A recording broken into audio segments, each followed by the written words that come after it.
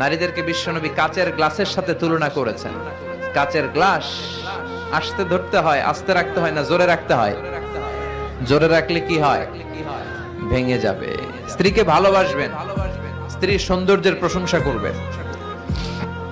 এখানে এত আওয়াজ কিসের?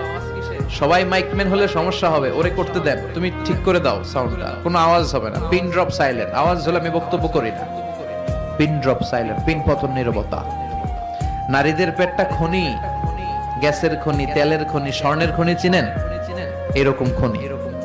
এই নারীকে যদি ইসলাম শিখান, কোরআন শিখান, এই নারীদের পেট থেকে বড় বড় আল্লামা বেরোবে, মুফাসসিরে কোরআন বেরোবে, হাফেজে কোরআন বেরোবে, মশিউর রহমানের মতো শিল্পী বেরোবে। আর যদি হেজাব না পড়ান, জি বাংলা স্টার জলসা দেখতে দেন, এদের পেট থেকে বেরোবে ডাকাত, টেন্ডারবাজ, চাঁদাবাজ।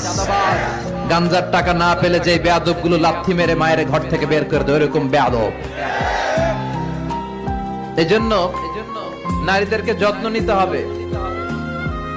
ঘরের শান্তি, ভালোবাসার মূল উৎস হচ্ছে হাজবেন্ড ওয়াইফের মধ্যে গুড রিলেশনশিপ। কিভাবে বাড়াবেন? টিপস কি? টিপস হচ্ছে আগে সালাম দিবেন। আজকে মাহফিল থেকে যেই কি করবেন? আগে সালাম দিবেন। পারবেন না? ইনশাআল্লাহর আওয়াজ কমে গেছে। আই কিল্লাই দিম, হেতেই না রে দিব।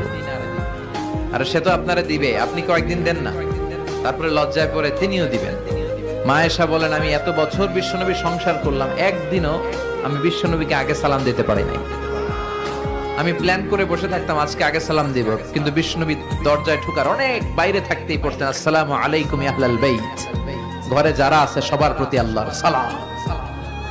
এজন্য ভালোবাসা বাড়ানোর টিপস হচ্ছে সালাম দিবেন। কি দিবেন? একে অপরের